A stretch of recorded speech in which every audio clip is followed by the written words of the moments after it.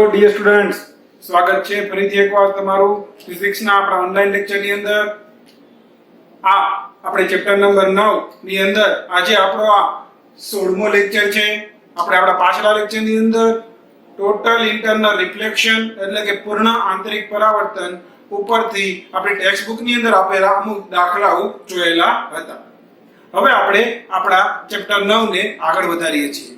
તો આજે આપણે જોવાનું છે ગોળીય સપાટી વડે થતું વક્રીભવન. ધ્યાન રાખજો, ગોળીય સપાટી કીધેલું છે એટલે કે ગોળીય સપાટી ઇંગ્લિશમાં ને કહીએ તો સ્ફેરિકલ સરફેસ. એટલે કે આપણે અહીં શું જોવાનું છે તો કઈ refraction by spherical surfaces. Refraction ધ્યાન રાખજો, રિફ્રેક્શન એટલે કે વક્રીભવન. તો ગોળીય સપાટી એટલે શું પહેલા તો કઈ ધ્યાન રાખો, ગોળીય અરીસાઓ હતા બહિર્ગોળ અને અંતર્ગોળ. એ જ રીતે બે પ્રકારની ગોળીય સપાટીઓ હોય, બહિર્ગોળ અને અંતર્ગોળ. પણ સપાટીનો મતલબ શું છે કે અહીંયા આખે આખું માધ્યમ એનું બનેલું હશે, એ જે કાંઈ મટીરીયલમાંથી બનેલું હશે, મટીરીયલમાંથી આખું માધ્યમ બનેલું હશે. એટલે કેવું જોજો કે ભાઈ ધારો કે અરીસો હોય, બહિર્ગોળ અરીસો, તો કેવો હોય તો કે આ ખાલી બહિર્ગોળ અરીસો, બસ પૂરું થઈ ગયું. આ જે છે એમાંથી એક કેવી હોય તો કે એક એની પરાવર્તક સપાટી હોય, બીજી છે કેવી હોય તો કે બીજી છે એને આપણે કાંઈ પણ સિલ્વર કે એનાથી આપણે શું કરી દીધું હોય, મઢી દીધી હોય. બરાબર છે કે નહીં? પરંતુ અહીં શું જોવાનું છે, ગોળીય સપાટી એનો મતલબ શું તો કે માની લ્યો કે એવું એક માધ્યમ છે. અત્યાર સુધી આપણે જે કંઈ માધ્યમ લેતા હતા એમાં કેવું હતું કે જે સપાટી હતી કેવી હતી તો કઈ એની સપાટી હતી ને આમ સીધી હતી. હવે આપણે જે માધ્યમ લેવાનું છે એની અંદર આ માની લ્યો માધ્યમ છે n1 વક્રીભવન ભવનાંક વાળું, તો એની સપાટી આવી રીતે આમ સીધી નહીં હોય, એની બદલે આવી રીતે આમ ગોળાઈ વાળી હશે. કાં તો આવી રીતે હોઈ શકે કે આ બહિર્ગોળ ગોળીય સપાટી થઈ ગઈ, અથવા તો આમ પણ હોઈ શકે તો આંતરગોળ ગોળીય સપાટી થઈ ગઈ. આનો વક્રીભવન કાંઈક હશે, કાંઈક એનો વક્રીભવનાંક હશે, માની લો કે n2. બરાબર છે? તો આ શું છે તો કે આ સમતલ સપાટી છે. આ શું છે તો કે બહિર્ગોળ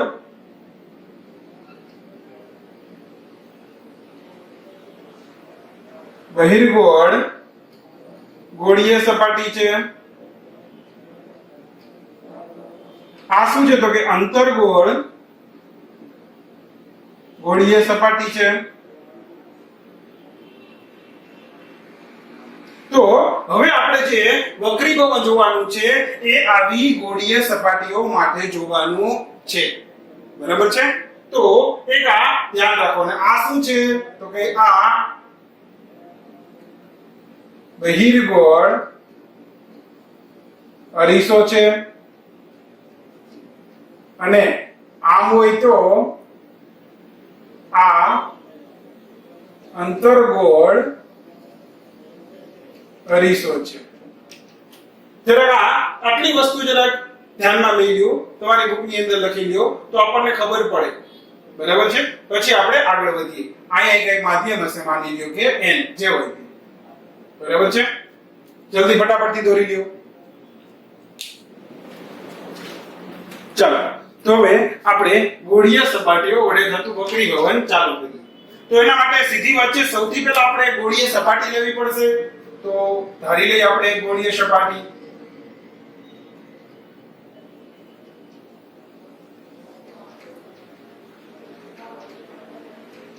માની લ્યો કે આ n2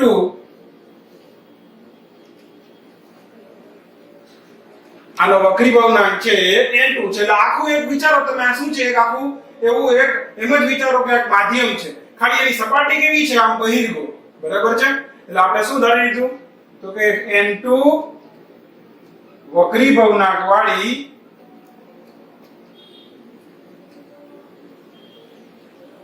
બહિર્ગોળ ગોળીય સપાટી. બરાબર છે? તો આ થઈ ગયો એક બહિર્ગોળ ગોળીય સપાટી. ધ્યાન રાખજો, જેવું આપણે અરીસાના કિસ્સામાં લીધેલું હતું કે અંતર્ગોળ અરીસા હોય કે બહિર્ગોળ અરીસા હોય, આપણે અરીસાઓ કેવા ચૂઝ કરવાના છે, કેવા પસંદ કરવાના છે કે બહુ જ નાના નાનકડા કેવા વાળા નાનકડા મુખવાળા. હા, વેરી ગુડ. તો ધ્યાન રાખો અહીંયા પણ જે એનું મુખ છે આ એ કેવું છે? બહુ જ નાનું. આ તો મેં ખાલી આકૃતિ સ્પષ્ટ દેખાય એટલા માટે આવું મોટું બતાવેલું છે. બાકી એ કેવા છે? ડીંડુકડા, નાનકડા મુખવાળા. દર્પણ મુખ એમનું કેવું છે? નાનકડું છે. ધ્યાન રાખજો. એટલે દર્પણ મુખ ખરેખર બહુ નાનું છે. એટલે આપણને યાદ છે કે જ્યારે નાનું દર્પણ મુખ હોય તો પેરેક્સિયલ કિરણો આપણે લઈ શકીએ. યાદ આવી ગયો? પેરેક્સિયલ કિરણો ધ્યાનમાં લઈએ એટલે શું થાય? તો કે પેરેક્સિયલ કિરણો હોય કેવા? પેરેક્સિયલ કિરણો હોય કેવા? તો કે આની જે મુખ્ય અક્ષ હશે, માની લ્યો કે આ એની મુખ્ય અક્ષ. આ શું છે? મુખ્ય અક્ષ. એ મુખ્ય અક્ષને સમાંતર નહીં હોય પરંતુ એની સાથે કંઈક ખૂણો બનાવતા હોય, પણ તોય એ ખૂણો કેવો હોય? ખૂબ જ નાનો. કેવો હોય? ખૂબ જ નાનો. બરાબર છે? એટલે આ વસ્તુનું ધ્યાન રાખજો કેમ કે આપણે હમણાં જ એ વસ્તુની પણ જરૂર પડવાની છે. તો આ દર્પણ મુખ બહુ જ નાનું છે. તો આ થઈ ગયું અરીસો. આપણને ખબર છે એટલે અરીસાની જેમ જ આ એક હવે વર્ક કરતું હશે, કામ કરતું હશે, પણ હવે આખી આ સપાટી છે. ધ્યાન રાખજો. અરીસામાં શું થતું હતું? આપણે પરાવર્તન થઈને પાછળ ઉડી જાય. અહીંયા શું થશે? અંદર જશે, માધ્યમની અંદર જશે, વક્રીભવન થશે. ઓલા અરીસો હોત તો પાછું એવું ગયું હોત. હવે આ માધ્યમ એક માધ્યમમાંથી બદલીને બીજા માધ્યમમાં જશે. તો અહીંયા n1, તો અહીંયા માધ્યમ લઈ n1 અને અહીંયા છે n2 માધ્યમ. અહીંયા છે n1 માધ્યમ, અહીંયા છે n2 માધ્યમ. બરાબર છે? ચાલો સર, બરાબર છે. ચાલો, આપણને ખબર છે ગોળીય સપાટી હોય તો ઈ કાંઈ ગોળામાંથી બનેલી હશે કે નહીં? ઈ ગોળાના કેન્દ્રને શું કહેવાય? હા, એ કેન્દ્રને કહેવાય વક્રતા કેન્દ્ર C. એટલે C શું છે? તો કે એ છે વક્રતા કેન્દ્ર. બરાબર છે? ચાલો, કાંઈ વાંધો નહીં. જો C વક્રતા કેન્દ્ર છે તો આને આપણે શું કહી શકીએ? અહીંયા P શું હોય? P, હા, ધ્રુવ હોય. શું હોય? P એટલે કે ધ્રુવ. બરાબર છે? તો P છે શું છે? ધ્રુવ છે.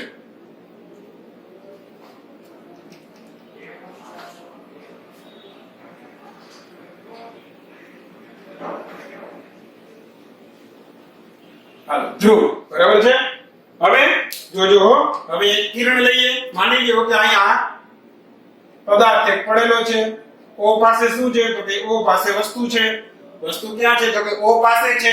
તો વસ્તુમાંથી કંઈક શું આપે? તો કે કિરણો આપણે જોઈએ કે વક્રીભવન થાય અને એની પ્રતિબિંબ ત્યાં રચાય છે.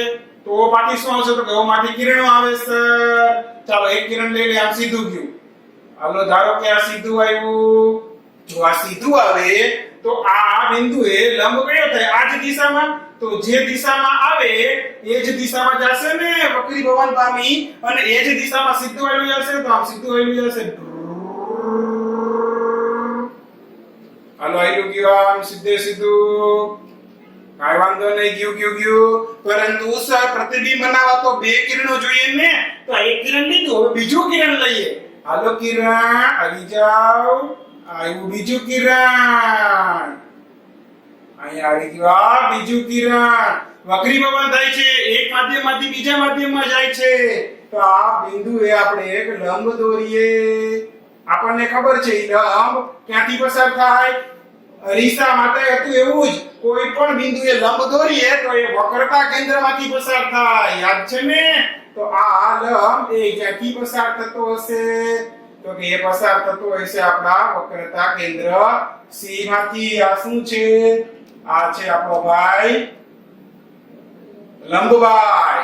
તો આ કિરણે લંબ સાથે બનાવેલો ખૂણો આ શું થઈ ગયો? આપાત કોણ. એને કહી દે θ1.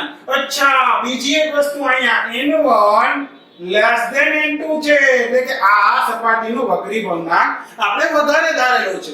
કેમ કે અહીંયા જનરલી શું હોય? મોટા ભાગે હવા હોય. અહીંયા કંઈક બીજું માધ્યમ હશે તો હવા કરતા તો બીજા માધ્યમનો વક્રીભવનાંક વધારે જોવાનો.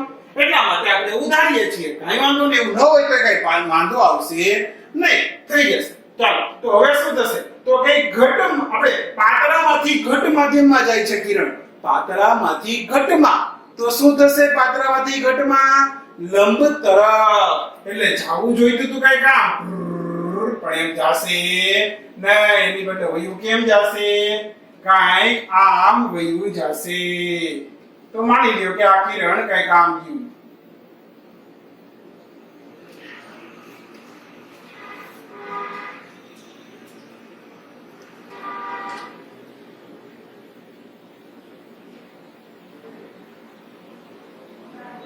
ચાલો આ કિરણ આ કઈક આવ્યું. આ શું થઈ ગયું? આ થઈ ગયું આપણું વક્રીભૂત કિરણ. ધ્યાન રાખજો, આ શું છે આપણું? આ છે આપણું આપાત કિરણ.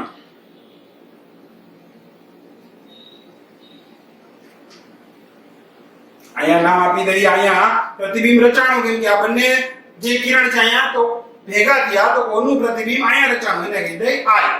બરાબર છે? ઓ ફોર ઓબ્જેક્ટ, આઈ ફોર ઇમેજ, એટલે એને કહી દીધું આપણે આઈ. ગમે તે નામ આપી શકો, એ કાંઈ મોટો ઇશ્યુ નથી. બીજી વાત, અહીંયા એક નામ આપી દે, આને કહી દે, માની લ્યો કે એમ. બરાબર છે? આ જે બિંદુ છે એને નામ આપી દઈએ આપણે એમ. ચાલો કાંઈ વાંધો નહીં. અહીંયા એક આમ લંબ દોરીએ. અહીંયા નામ આપી દઈ P'. આપણને ખબર છે કે બહુ નાના દર્પણ મુખવાળો અરીસો હોવાને કારણે P અને P' કેવા હશે? P અને P' એકદમ નજીક હશે. બરાબર છે? ચાલો તો હવે મને એ કહી દો જલ્દીથી કે આ OP એ શું થાય? આ શું છે? વસ્તુનું અંતર. તો અહીંયા આપણે લખી શકીએ OP કયો કે લગભગ બરાબર શું થાય? OP' એ શું છે? તો કઈ એ છે વસ્તુનું અંતર. વસ્તુનું અંતર કે જેના બરાબર શું થશે? જુઓ તો વસ્તુ અંતર. અચ્છા, ઓલું સંજ્ઞા પદ્ધતિ જોવી પડશે ને.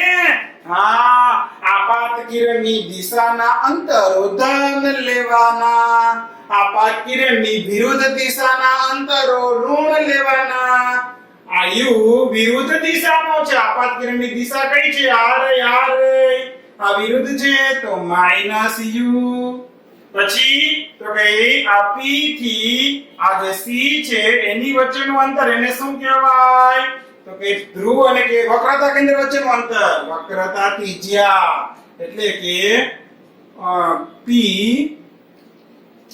PC કયો કે લગભગ બરાબર શું થાય? P'. કેટલું શું છે? એ છે વક્રતા ત્રિજ્યા. અને જમણી બાજુ છે એટલે કે આપાત કિરણની દિશામાં તો ધન આવશે પ્લસ r. અચ્છા, કાઈ વાંધો નહીં. હજી એક આપેલું છે સર, આ લઈ લ્યો. P થી પ્રતિબિંબ વચ્ચેનું અંતર એટલે કે પ્રતિબિંબ અંતર PI કયો એ લગભગ બરાબર થાય P' એટલે કે પ્રતિબિંબ અંતર. એને કહી દઈએ આપણે કેવું? ધન થશે, એ પણ પ્લસ થશે, પ્લસ v. બરાબર છે? આ બહુ જ કામના છે અને એક નંબર આપી દઈ 1. બરાબર છે? ચાલો હવે આગળ વધીએ. ચાલો હવે અહીંયા તો થીટા હોય. હવે અહીંયા જે ખૂણો બન્યો હશે એ કયો હશે? હે ભાઈ, આ જે ખૂણો હોય, આ વક્રીભૂત કિરણ એ લંબ સાથે બનાવેલો ખૂણો. અરે એને તો સર શું કહેવાય? વક્રીભૂત કોણ. એટલે આને કહી દે આપણે θ2. વક્રીભૂત કોણ θ2. અને બીજી એક વસ્તુ, અહીંયા એક ખાલી આપણે નામ આપી દઈએ. એક ખૂણાનું કામ પડવાનું છે. આને નામ આપી દઈએ આલ્ફા. આને નામ આપી દઈએ આલ્ફા. એટલે આ કયો ખૂણો છે? ખૂણો MOP'. એને નામ આપ્યું આપણે આલ્ફા. આ જે છે ખૂણો એને નામ આપી દઈએ બીટા. એટલે કે ખૂણો MCP કયો કે MCO જે કયો એ કયો છે ખૂણો બીટા. અને આ ખૂણાનું નામ આપી દઈએ ગામા. ખૂણો MIC કે પછી MIP'O જે કયો આ જે ખૂણો છે એને નામ આપી દઈએ ગામા. બરાબર છે? ચાલો સર બરાબર છે. અહીં સુધી તો અમને સમજાઈ ગયું છે. હવે આગળ વધીએ છીએ.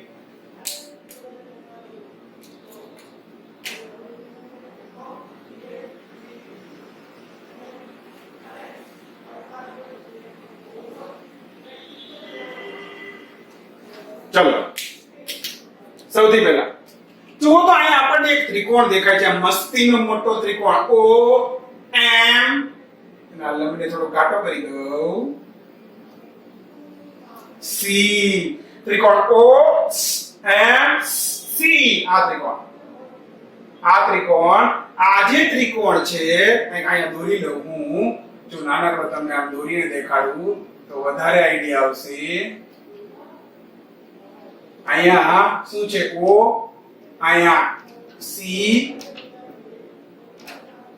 અહીંયા છે સી, અહીંયા છે એમ, અહીંયા ખૂણો બને છે આલ્ફા, અહીંયા ખૂણો બને છે બીટા, અને અહીંયા એક ખૂણો બને છે, જો આ 12 એક ખૂણો બને છે કે નહીં, આ લાઈન નામ જવા દો, તો આ અહીંયા 12 એક ખૂણો બને θ1.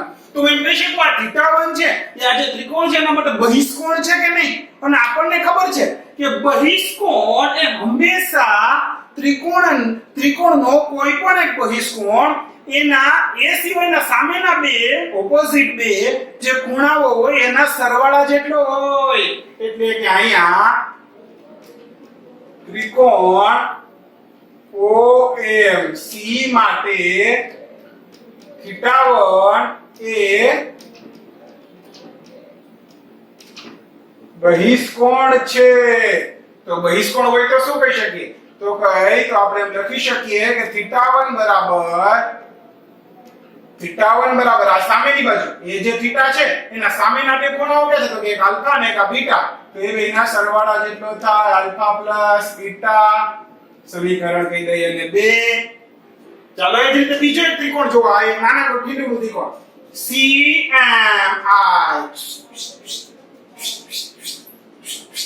જો કાઈ અહીંયા દોરું છું હું, અહીંથી આ C, અહીંયા આવ્યો I, અહીંયા એક આ લાઈન જાય છે E, અહીંયા એક લાઈન આવે છે આ, અહીંયા આપેલું છે M, અને તેના માટે ખૂણા લખીએ. અહીંયા આપ્યો છે ગામા, અહીંયા આપેલો છે θ2, તો અહીંયા એક ખૂણો આપેલો છે ઈ છે બીટા, બારનો ખૂણો જો આર્યો. તો આ ત્રિકોણ માટે આ બીટા ઈ બહિષ્કોણ થયો કે નહીં? હા, ત્રિકોણ MCI માટે બીટા એ બહિષ્કોણ છે. તો બીટા બરાબર શું થાય, બીટાની સામેના બે ખૂણા એક આર્યો એટલે કે બીટા વાળો જે ખૂણો હોય સિવાય θ2 અને પ્લસ ગામા, θ1 આપાત કોણ હતો, θ2 શું છે વક્રીભૂત કોણ, તો આમાંથી વક્રીભૂત કોણને કરતા બનાવીએ. તો θ2 બરાબર આ ગામા આ બાજુ વહી જાય તો બીટા માઈનસ ગામા, સમીકરણ કહી દઈ 3. આ થઈ ગયું એક સમીકરણ, આ થઈ ગયું બીજું સમીકરણ, બરાબર છે. તો હવે એનો મતલબ આપાત કોણને જે વક્રીભૂત કોણ હતો એ આપણને આલ્ફા બીટા અને ગામાના કોણમાં મળી ગયો. હવે આલ્ફા બીટા અને ગામાની કિંમત ક્યાંથી મળી જાય ને તો કામ થઈ જાય, બરાબર ને. તો હવે એની કિંમત ક્યાંથી ગોતીએ, ચાલો ગોતી લઈએ.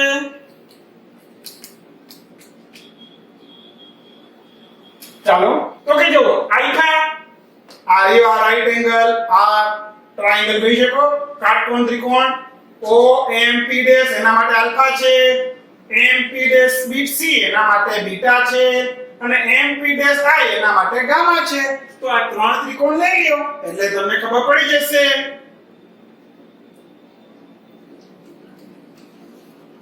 કાટકોણ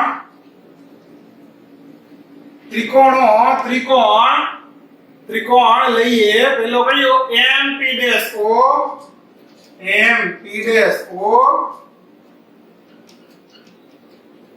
બીજો લઈએ આવડો MP dash C,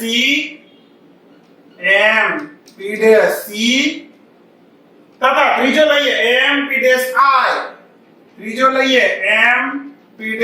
I,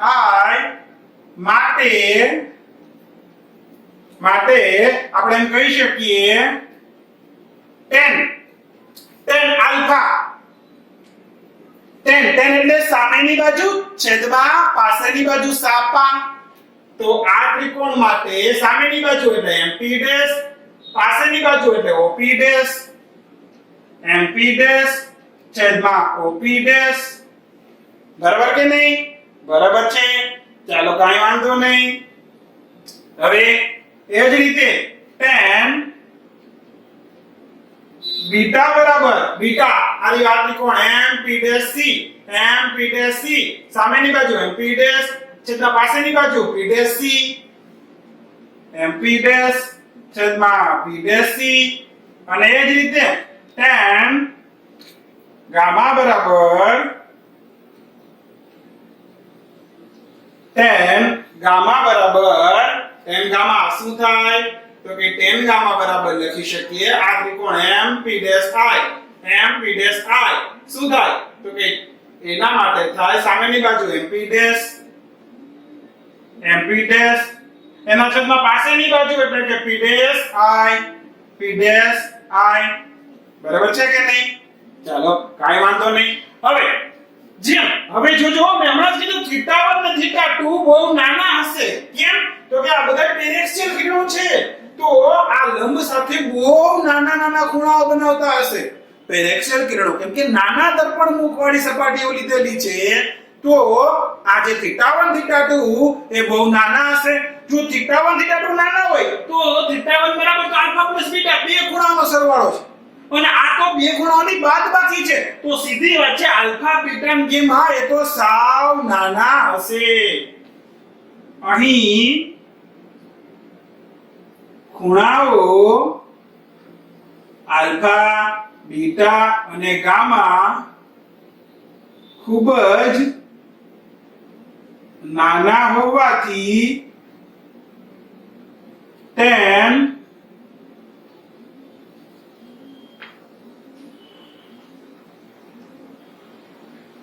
theta લગભગ બરાબર થીટા સૂત્ર પરથી શું લખી શકીએ?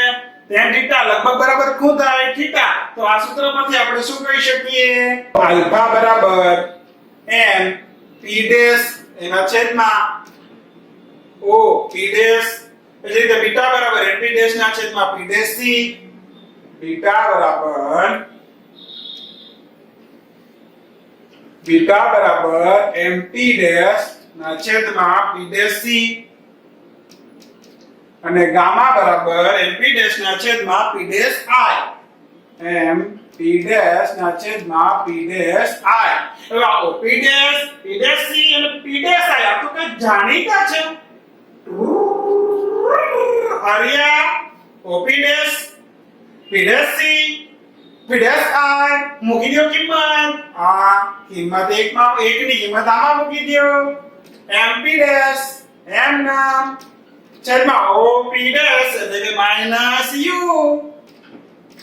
એ જ રીતે mp ડેશ m નામ છેદમાં p ડેશ c એટલે કે +r અને mp ડેશ m નામ છેદમાં p ડેશ i એટલે કે +v. આ સમીકરણને નંબર આપી દઈએ આપણે નંબર 4. બરાબર છે? ચાલો કાંઈ વાંધો નહીં. અહીં સુધી સમજાઈ ગયું. હવે અહીંયા ધ્યાન રાખો હજી એક વસ્તુ જોઈએ કે આપણને એ પણ ખબર છે અહીંયા થયું શું? વક્રીભવન. તો એક વસ્તુ તો હજી આપણે જોઈ જ નથી. વક્રીભવન માટે સૌથી ઇમ્પોર્ટન્ટ અરે સ્નેલભાઈ નો નિયમ. અરે હા યાર સ્નેલ નો નિયમ તો કઈ લગાડ્યો જ નહીં. હાલો લગાડો. સ્નેલ નો નિયમ લગાડીએ. ક્યાં લગાડી શકાય? બિંદુ M પાસે. બિંદુ M પાસે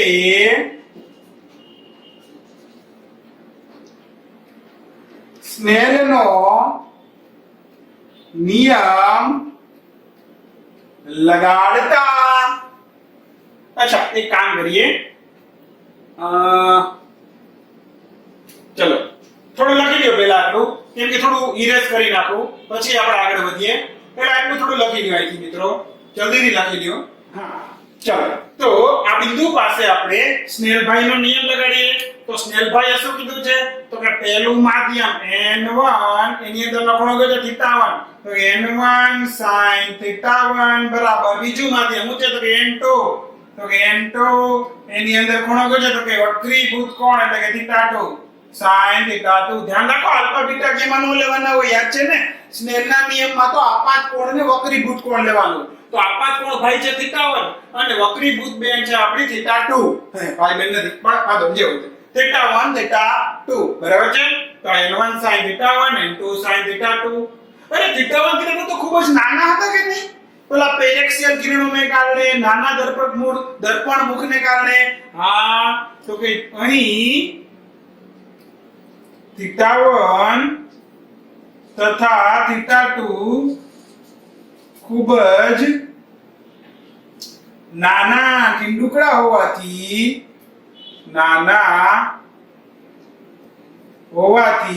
આપણે sin θ1 ની બદલે શું લખી શકીએ? sin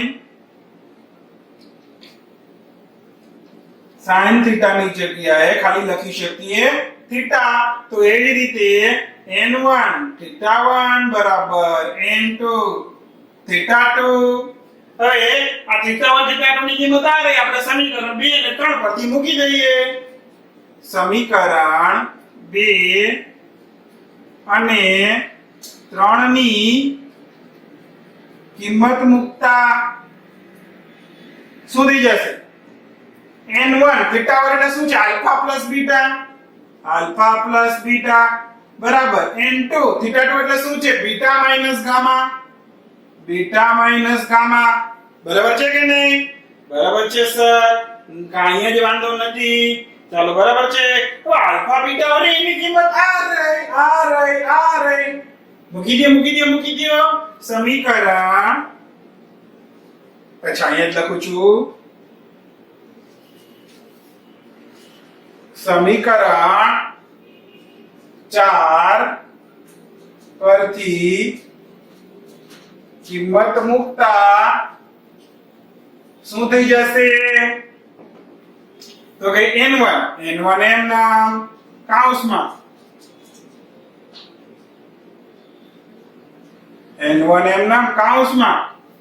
alpha plus beta. Alpha કેટલા છે? આર્યો mp ડેશ ના છેદમાં માઈનસ u એટલે કે માઈનસ mp ડેશ ના છેદમાં u પ્લસ બીટા. બીટા કેટલા છે? mp ડેશ ના છેદમાં r mp ડેશ ના છેદમાં r બરાબર છે.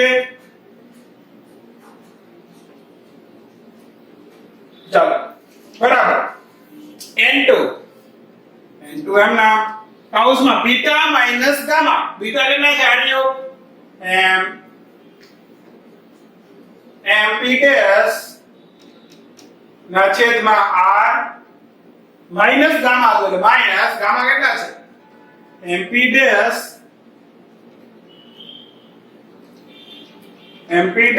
એના છેદમાં v. આમાંથી mp ડેશ કોમન નીકળે, આમાંથી પણ કોમન નીકળે. કાઢી લ્યો કોમન કાઢી લ્યો. તો n1 mp ડેશ કૌંસમાં માઈનસ 1 ના છેદમાં u પ્લસ 1 ના છેદમાં r બરાબર n2 એને ગુણ્યા mp ડેશ અહીંથી આવ્યા કૌંસમાં 1 ના છેદમાં r ઓછા 1 ના છેદમાં v બરાબર. mp ડેશ હું થઈ ગયું up ડેશ mp ડેશ ગયા ઉડી ગયા ગયા. ચાલો તો શું વધ્યું? તો ભાઈ n1 જે કઈ વધ્યું છે એને અંદર ગુણી પણ નાખીએ, સાથે n1 ને અંદર ગુણી નાખીએ તો માઈનસ n1 ના છેદમાં u પ્લસ n1 અહીંયા ગુણાઈ જાય n1 ના છેદમાં r બરાબર. અહીંયા ગુણી નાખો n2 એના છેદમાં r માઈનસ n2 એના છેદમાં v માઈનસ n2 ના છેદમાં v બરાબર છે. કાંઈ વાંધો નહીં. એક કામ કરીએ, r વાળા એક બાજુ જવા દે, બાકીનું આ બાજુ લઈ લઈ.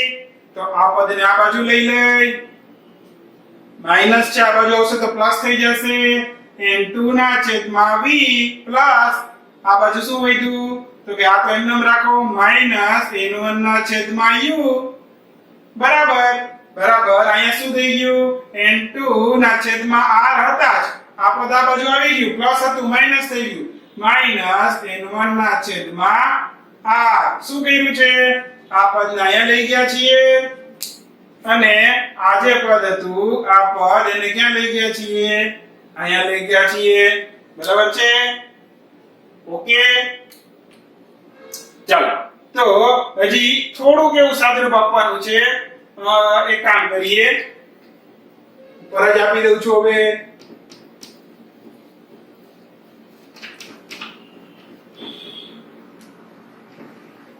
ચાલો તો હવે શું લખી શકીએ આમાંથી ધ્યાન રાખજો હો તો અહીંયા તો કાઈ નથી થતું અહીંયા હા 1 ના છેદમાં r એટલું ખાલી તમે સામાન્ય લઈ શકો તો કાઈ વાંધો નહીં એટલું લઈ લઈ સામાન્ય શું થઈ જશે તો ભાઈ આ બાજુ ઓર પહેલા લખું છું 1 ના છેદમાં r સામાન્ય લઈ લ્યો અથવા તો r છે ઈ લસા લઈ લ્યો તો ઉપર શું થઈ ગયો n2 n1 બરાબર જમણી બાજુ વાળું એમ નામ રાખો n2 ના છેદમાં v એટલે આ ભાગ ખાલી આ બાજુ લખું છું અને આ બાજુ આ બરાબર ને આમ તેમ તો કરી શકાય ને એમાં તો કઈ પ્રશ્ન જ નથી માઈનસ n1 ના છેદમાં u તો આ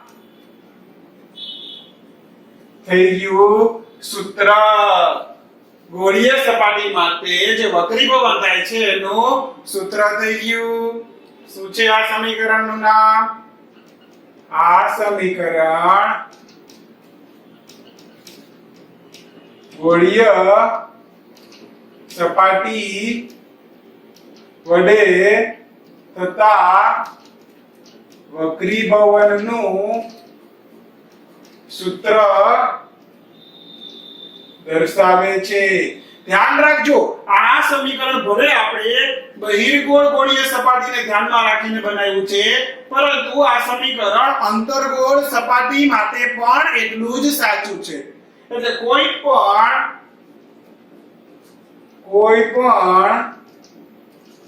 ગોળીય સપાટી માટે આ સમીકરણ સાચું છે જલ્દીથી તમારી બુકની અંદર કોપી કરી લ્યો ચાલો તો મિત્રો હવે આજે આપણે સમીકરણ હમણાં આવ્યું એના માટે એક નાનકડી એવી નોટ છે એક વાર જણા જોઈ લ્યો એ જરા યાદ રાખવા જેવી વસ્તુ છે કેમ કે દાખલા અને MCQ વખતે ક્યાંક નગર ભૂલ પડવાની સંભાવના વધી જશે એટલા માટે તો ધ્યાન રાખો નોટમાં સૌથી પહેલું તો આપણને ખબર જ છે કે બધા અંતરો આપણે ક્યાંથી લેવાના છે તો કે બધા અંતરો ધ્રુવથી એટલે કે P થી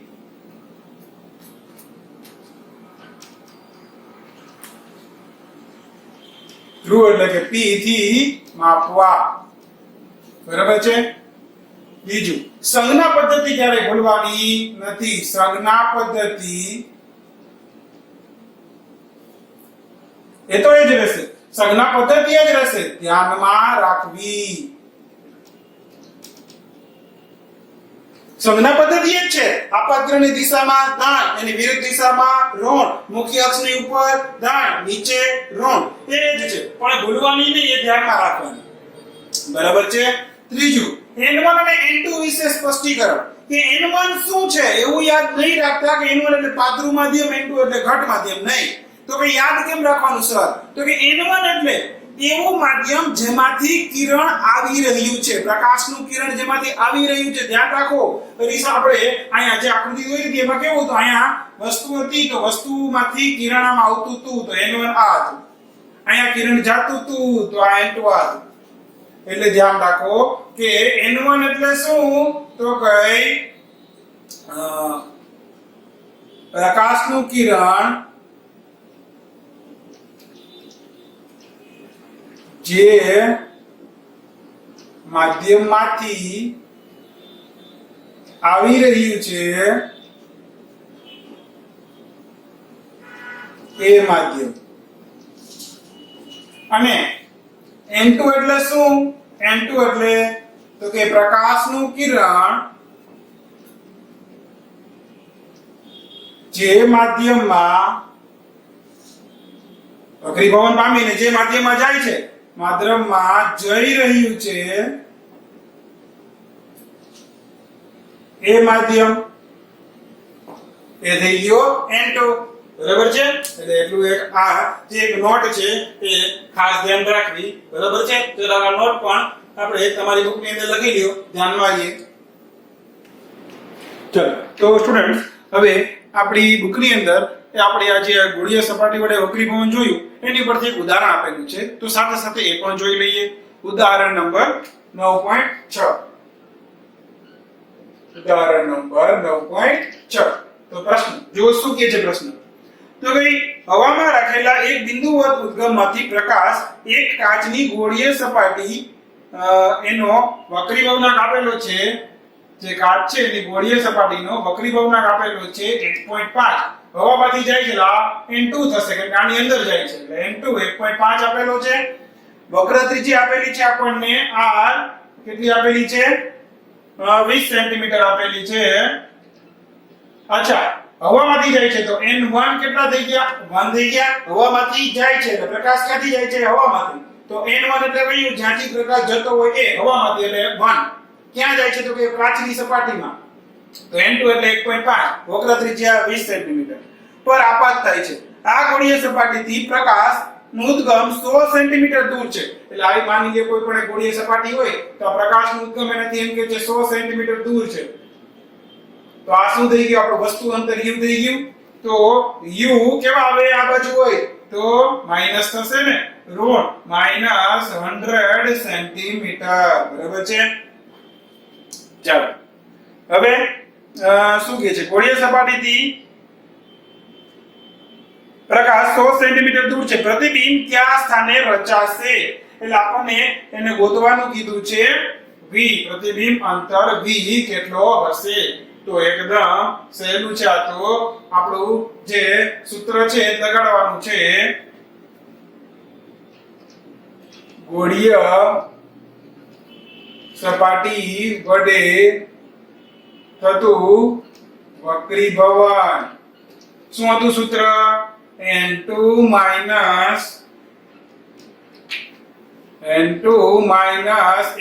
ના છેદમાં R બરાબર N2 એના છેદમાં V પ્લસ N1 એના છેદમાં U N1 એના છેદમાં અચ્છા પ્લસ નહીં N1 એના છેદમાં U માઈનસ N1 ના છેદમાં U બરાબર છે ચાલો તો કિંમત મૂકી દો N2 કેટલા આપેલા છે 1.5 માઈનસ N1 1 એના છેદમાં R કેટલા છે 20 સેન્ટીમીટર ધ્યાન રાખજો વક્ર ત્રિજ્યા કેવી હોય આ બાજુ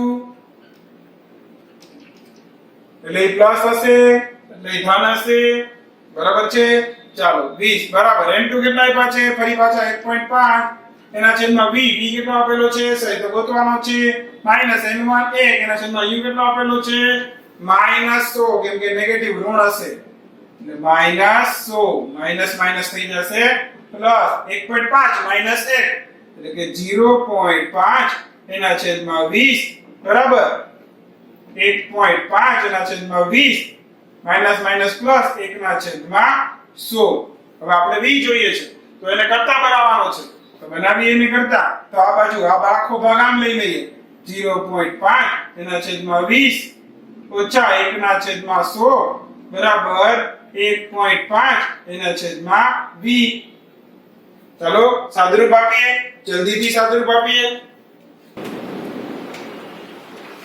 ચાલો તો અચ્છા પેલા લસા લઈ લેવાય ને અહીંયા લસા શું 100 લઈએ અહીંયા 100 20 5 એટલે ગુણ્યા 0.5 ઓછા 1 બરાબર 1.5 એના છેદમાં v v જોતો હોય તો v ને આ બાજુ લઈ જાવ 1.5 ને આ બાજુ લઈ જાવ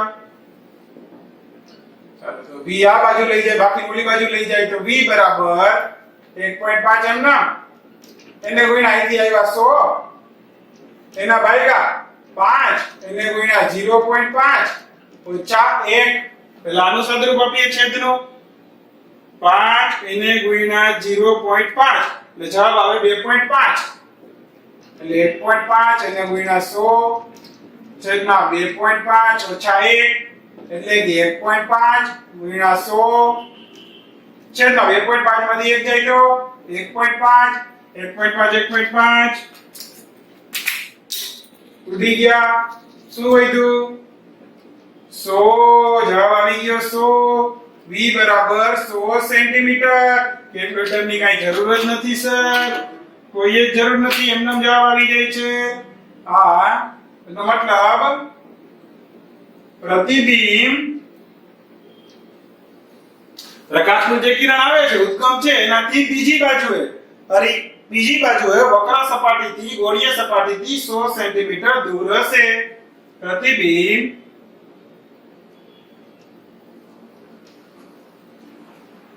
પ્રકાશ ના કિરણની દિશામાં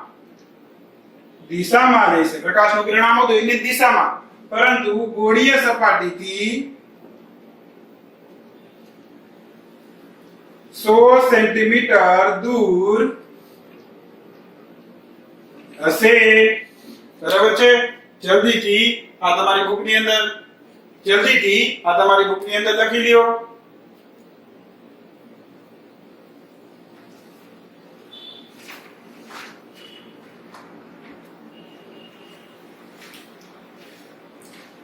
ચાલો તો સ્ટુડન્ટ્સ આજના આપણા લેક્ચરની અંદર અહીં સુધી રાખીએ આપણે જોયું આજે ગોળીય સપાટી વડે થતું વક્રીભવન હવે આપણે આપણા નેક્સ્ટ લેક્ચરની અંદર બહુ જ અગત્યનું લેન્સ નું સમીકરણ લેન્સ મેકરનું સમીકરણ અને લેન્સ વિશેની પ્રાથમિક માહિતીઓ મેળવીશું બરાબર છે તો આજના લેક્ચરમાં અહીં સુધી રાખીએ આવજો બાય બાય